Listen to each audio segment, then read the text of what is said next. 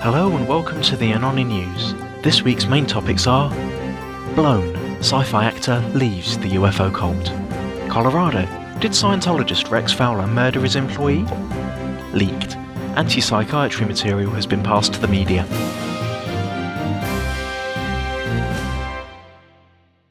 High-ranking Scientologist a murderer? In the US, a high-ranking Scientologist, Rex Fowler, is charged with the murder of a former co-worker at his company. At first it seemed as if he was the victim, but this view was discarded quickly. The deceased, Tommy Ciancio, was apparently leaving the company, citing that Fowler gave over $200,000 of the company's earnings to the cult of Scientology. He was coming in to collect his final paycheck when the incident occurred. Mrs. Fowler, the wife of the accused, is additionally trying to obtain evidence from the scene of the crime, namely a briefcase containing Scientology documents and materials. Even if you looked at it and read it, you wouldn't understand anything in it, because it's way above a normal person and you would not know what it meant. I want it back right now, said Mrs. Fowler. There is no news yet as to whether the briefcase has been returned. On the website of the Sydney Morning Herald, a big article on the development of Project Genealogy and the downfall of Scientology was published last Saturday. Another article reports that longtime critic and ex-Scientologist Jerry Armstrong will travel to Australia to support Senator Xenophon in his campaign against the criminal cult. Robert S. Minton, at one time described as the church's #1 critic, has died of a heart condition aged 63. He funded the lawsuit against Scientology by the family of Lisa McPherson and is estimated to have spent roughly $10 million of his own money on fighting the cult, both in court and on regular protests. Recently leaked Scientology material demonising psychiatry has been passed to the media. This full-colour book contains over 60 mint-condition pages of pure comic gold. It makes you wonder if Scientologists ever even bothered to do any historical research. Among those victims of the evil practice of psychiatry are George Washington, Adolf Hitler, and every child that has ever died anywhere for any reason. L. Ron himself even chimes in with a rant regarding the absolute rubbish that mental illnesses are. That's not schizophrenia, that's a broken leg. Vancouver Scientologists host the Olympics. Wait, what? At least that's what Scientology is claiming to suck more money out of their followers. According to a leaked email, the Scientologists are asking for money to print leaflets to give out to the visitors of Vancouver during the Winter Olympics. They're also promoting their new plasma screen at the reception of the org, in which they'll offer touch assists, coffee and tea, and to answer questions of the people they're hoping to lure in. Critics eagerly awaited the release of Sunday's St. Petersburg Times, and reporters Tobin and Childs did not disappoint. In the latest article in the St. Petersburg Times, actor Larry Anderson relates his attempts to recover $120,000 he deposited with the organisation for future services. Now he wants a repay of his prepay.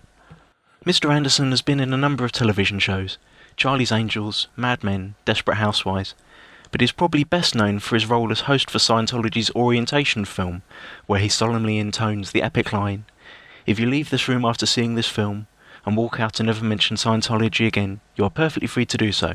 It would be stupid, but you can do it. You can also dive off a bridge, or blow your brains out. That is your choice." Since Mr. Anderson had the foresight to bring a recording device along, the entire meeting between him, Davis, and Feshbach is available for your listening pleasure at tampabay.com.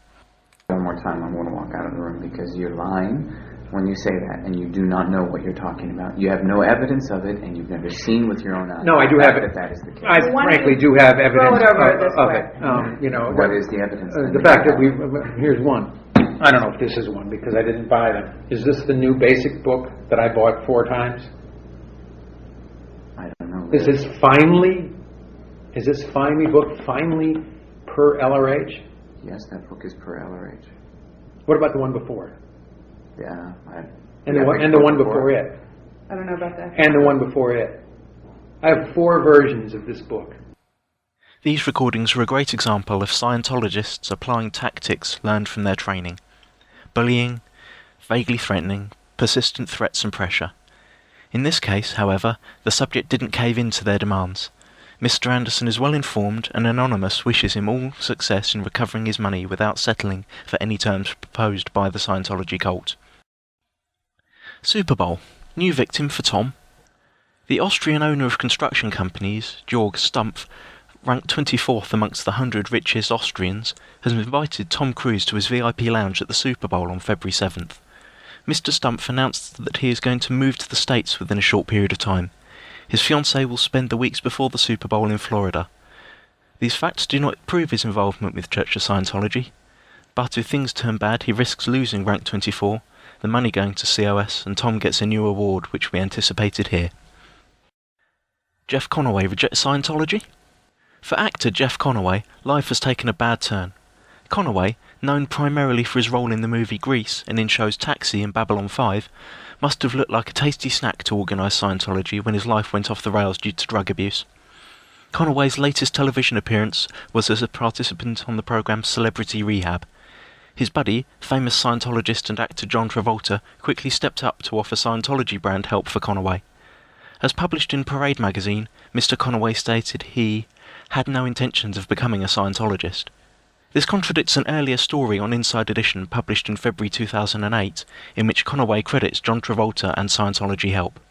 The help was apparently temporary, as Conaway was scheduled to do another season of Celebrity Rehab.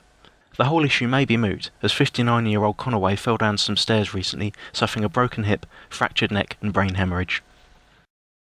Fearless reporter Nathan Backer is leaving KESQ Palm Springs for drier pastures in Las Vegas at KLAS-TV Channel 8.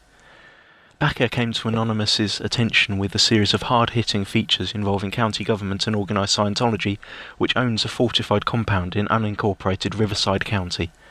Backer's work was featured on KESQ's website as a special segment. SoCal-Anons will miss Nathan Backer, but Las Vegas is striving for an ideal org, so there may still be more Scientology fun to come. Tiziano Lugli, a Scientology kid and singer from Milan, Italy, has left the cult.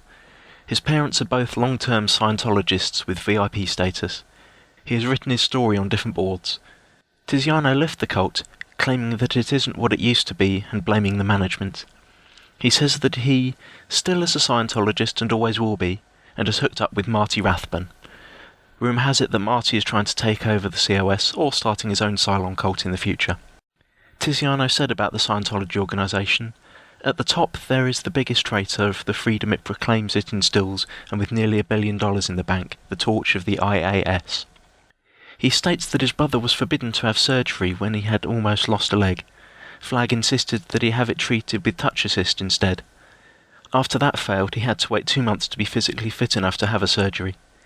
Tiziano makes more very critical statements, although his brother still is a Sea Org member, and as well his parents so far remain in the cult. They will have to choose which of their 2 sons they would like to be in touch with in the future. You can read his story on www.scientology-cult.com/tizianolugli.html. Lily von Markab leaves Chinology. After 2 years, it seems Scientology has found out the identity of Lily von Markab and are giving her a hard time. To prevent the worst from happening, Lily has announced her leaving Chinology on Why We Protest. Lily has been a part of Chinology since the beginning and has contributed quite a substantial amount to the project. We hope Lily will find a new anonymous identity and will join us again soon. Until then, we wish her the best. Skype threats from Jacob Vigil, aka Tom Newton. This thread contains a copy and paste of a Skype conversation held with a certain Jacob Vigil, also known as Tom Newton. This chat log of Tom and 4 Anons is long, but just hilarious. A great read if you have some time, it'll definitely make you laugh. Aaron Saxton will be required to attend court in the matter relating to a hearing for a violence restraining order filed by Scientologist Sue Hunt. It is unknown what statements have been submitted, but this seems to be aimed at things that happened during Aaron's active time within the Sea Org.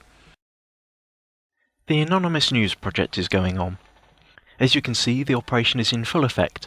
If you have something newsworthy, a leak, or you want to help out with the news team, leave us a message on YouTube or on Why We Protest.